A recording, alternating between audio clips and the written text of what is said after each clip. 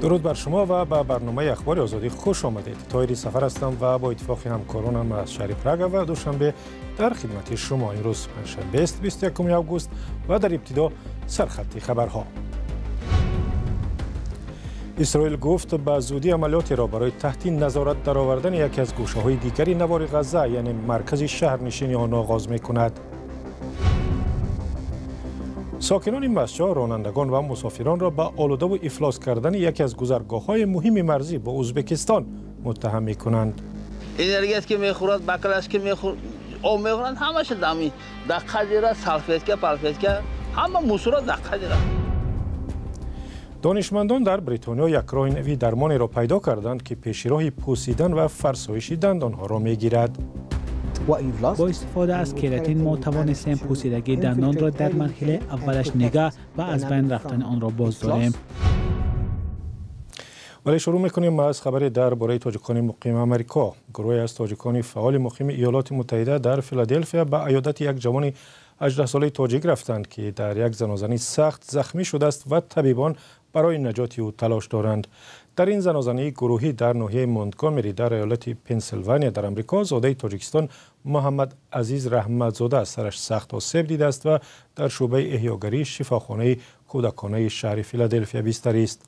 زنازنی شب 14 آگوست در نزد یک فروشگاه در این شهر به وقوع پیوسته است و محمد عزیز رحمتزاده 18 ساله را از محل حادثه بیهوش و بیاد با چرخبال به بیمارستان بردند. نبی جان رحمتزاده پدری محمد عزیز روز 20 آگوست در صحبت با رادیو آزادی گفت فرزندش 6 روز باز است که به هوش نیامده است. طبیبان گفتند که مغز پسرش سخت آسیب دیده است و هر کاری ممکن را برای نجات او انجام خواهند داد. جزئیات زنازنی و سبب‌های آن هنوز معلوم نیست. در ایالات متحده آمریکا بنا به معلومات گوناگون از 10 تا به 16 هزار زاده تاجیکستان زندگی می‌کنند و اساساً به تجارت، رانندگی و خدمات عمومی مشغول هستند. نبی جان رحمتزاده با اهل خانواده‌اش از جمله آنها هستند که تقریباً 2 سال پیش به آمریکا رفتند و در کنار شهر فیلادلفیا زندگی می‌کنند. رو میاریم به مسائل مهمی بین المللی. ارتش اسرائیل اولین قدم‌هایش برای عملیات جهت اشغال شهر غزه را اعلام کرد. 10,000 نفر از سربازان نیروهای ذخیروی نیز به صف ارتش اسرائیل دعوت شدند. این زمان حکومت این کشور گفته است که پیشنهاد سازش آتشبس نو را برای متوقف کردن جنگ تقریبا 2 ساله در غزه بررسی دارد. همکارم کیو مرسیتا گزارش می‌دهد. ارتش اسرائیل روز 20 آگوست از آغاز عملیات برای تصرف شهر غزه اعلان داد. تصرف یکی از منطقه‌های بزرگ باقی مانده نوار غزه که تحت نظارت ندارد. سخنگوی ارتش اسرائیل میگوید که سربازان حالا در کناره‌های شهر غزه جایگیر شدند. شهری که به قبل او تکیهگاه حکومتی و نظامی ترور حماس است. در همین روز ارتش اسرائیل گفت که 10,000 سرباز نو را برای آمادگی به عملیات به صف نیروهای مسلح دعوت می کند. یک مقام نظامی اسرائیل روز چهارشنبه گفت سربازان نو از ماه سپتامبر به خدمت آغاز می کنند. فلسطینیان در غزه از این خبر بسیار غمگین شدند. از جمله این مرد که عملیات را خبری مصیبت آور خوانده گفت او برعکس امیدوار آشتی بود. با وجود اعلان آغاز عملیات در شهر غزه، حکومت اسرائیل میگوید که پیشنهاد نو را برای سازش آتشبس در جنگ تقریباً 2 ساله بررسی دارد. سازمان حماس این طرح پیشنهادی میانجیگران عرب را برای سازش آتشبس 60 روزه پذیرفته است که بر اساس آن حماس باید گروگانان باقی مانده اسرائیلی را آزاد کند و اسرائیل زندانیان فلسطینی را رها نماید. حماس که امریکا و اتحاد اروپا آن را سازمان تروریستی می‌دانند، در یک پیام در تلگرام بنیامین نتانیاهو سروزیر اسرائیل را به آن متهم کرد که مانع سازش آتشبس می شود تا به قبل حماس جنگ ظالمانه به ضد مردم بیگناه شهر غزه را ادامه دهد. بسیاری از همپیمانهای نزدیک اسرائیل نیز از حکومت خواستند که از عملیات در شهر غزه دست کشد. اما بنیامین نتانیاهو که تحت فشار بعضی از راستگراهای افراطی در حکومت ائتلافیش مانده است، طرح سازش موقتی آتشبس را نپذیرفته است و جنگ را ادامه داده در پی تصرف غزه است. حکومت اسرائیل گفته است که حماس باید 50 گروگان باقی مانده یهودی را یک جا رها کند. به باور مقامات اسرائیلی فقط 20 نفر آنها شاید زنده باشند. حماس گفته است که در صورت قطع جنگ همه گروگان ها را آزاد می کند. اسرائیل میگوید تا زمانی که حماس خلع سلاح نشود جنگ را بس نمی کند.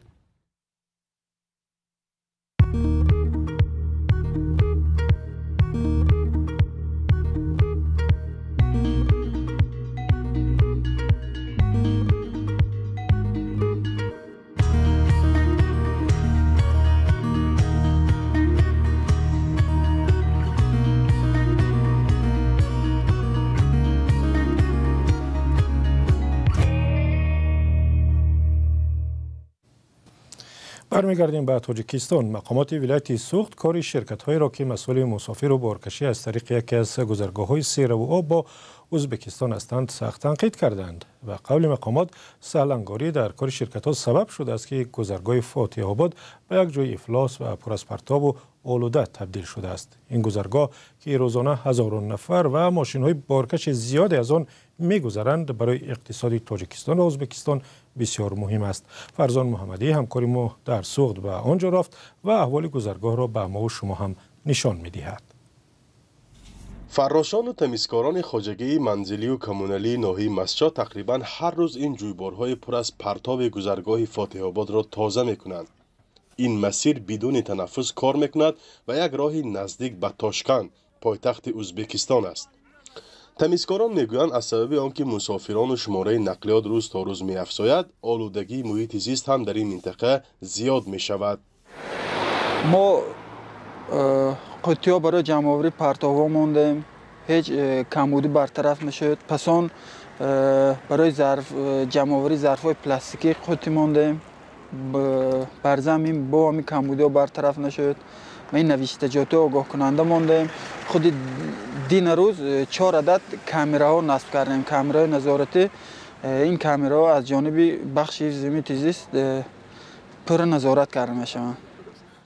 مشکل اساسی افلاس شدن راه و جویبارها به گفته این مسئول حفظ محیط زیست رعایت نکردن قاعده‌های بهداشت و در جای معین شده نپرتافتن زباله‌ها از سوی راهگذران است.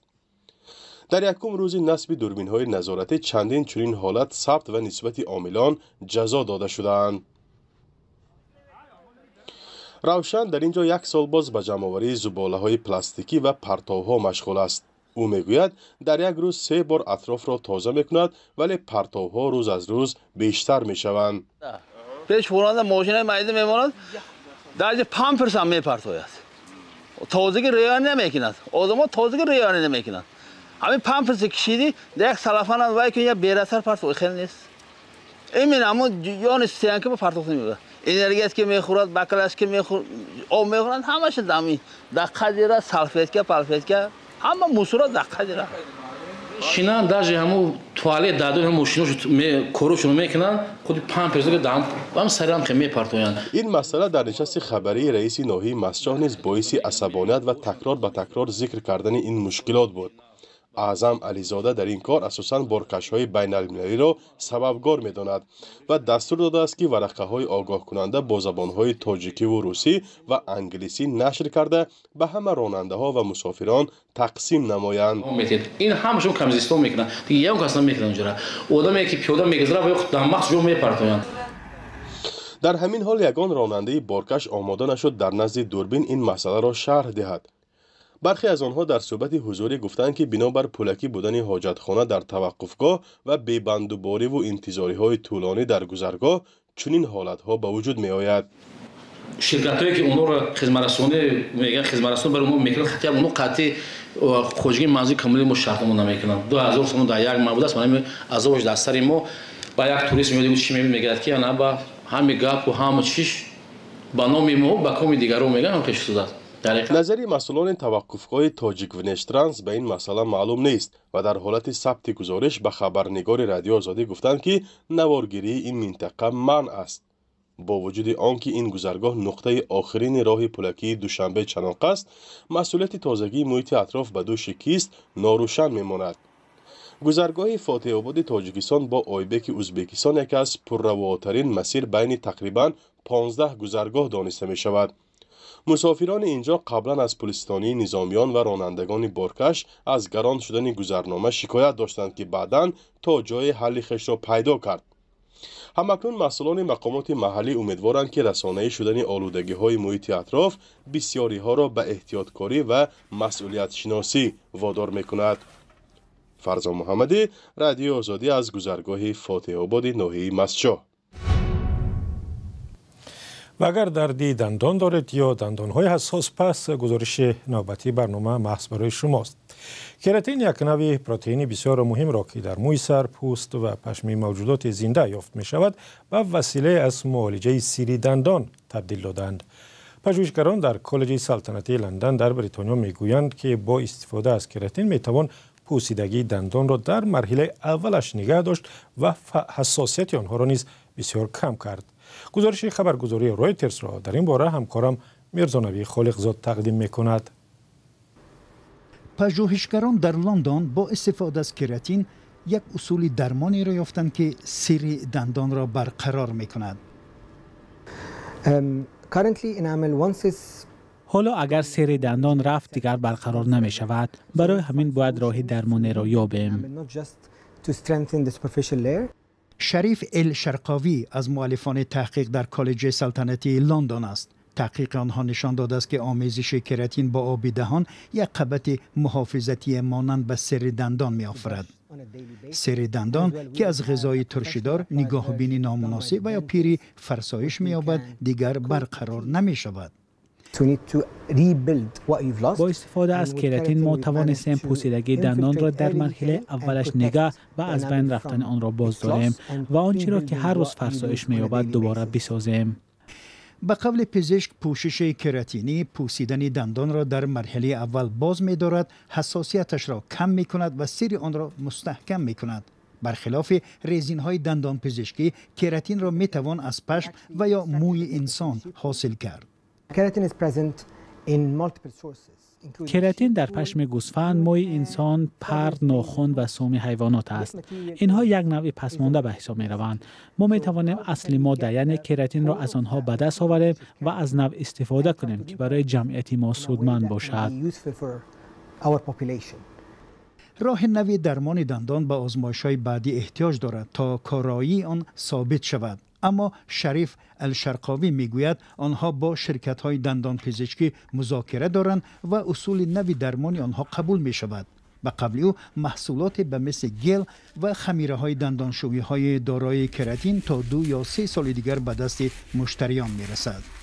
بیماری‌های دندان در سراسر جهان یک مشکل جدی است. به تخمین سازمان جهانی تندرستی 3.5 میلیارد نفر از بیماری‌های دهان و به خصوص دندان رنج می‌کشند که سبب درد و ناراحتی، تغییر چهره و یا حتی مرگ می‌شوند. و خبر دیگری از تاجیکستان، بینوی نوی دانشکده اسلامی را که برای 2,500 دانشجو پیش بینی شده است روز 21 آگوست در دوشنبه به استفاده دادند. ساختمان آن سال 2019 آغاز شده بود. مقامات گفتند که در آنجا نسخه های نادری دست‌نویس ها، کتاب های تاریخی و آثار دانشمندان تاجیک را هم به نمایش گذاشتند. نسخه های نادر قرآن کریم، سنگ نوشته ها، لوحه های خطاطی و اشیاء دیگری تاریخی نیز جای داده شدند. گفته شده است در خبرنامه وبسایت پرزیدنت تاجیکستان. دانشکده اسلامی در دوشنبه در حال حاضر تنها مرکز تعلیم دینی در کشور است. قبلا 19 مدرسه وجود داشت ولی مقامات از سال 2011 به این طرف در بسیاری از آنها را بستند. برای تعلیم دینی به اجازه هم در تاجیکستان از 60,000 تا به 90,000 سامانی و یا جریمه و یا تا 3 سال زندان تعیین شده است. مقامات تاجیکستان کار خود را درست و قانونی می‌دانند. سازمان‌های حامی حقوق حکومت تاجیکستان را پیوسته برای محدود کردن حقوق دینداران از جمله محدود کردن آموزش دینی تنقید کردند. اخبار آزادی اینجا به پایان رسید. سپاسگزاریم که ما را تا این لحظه همراهی کردید. خبر و گزارش‌های از این هم بیشتر را می‌توانید در وبسایت azadi.org و صفحه‌های ما در فیسبوک، اینستاگرام و تلگرام و تیک تاک پیدا کنید. تا دیدار در برنامه‌های آینده.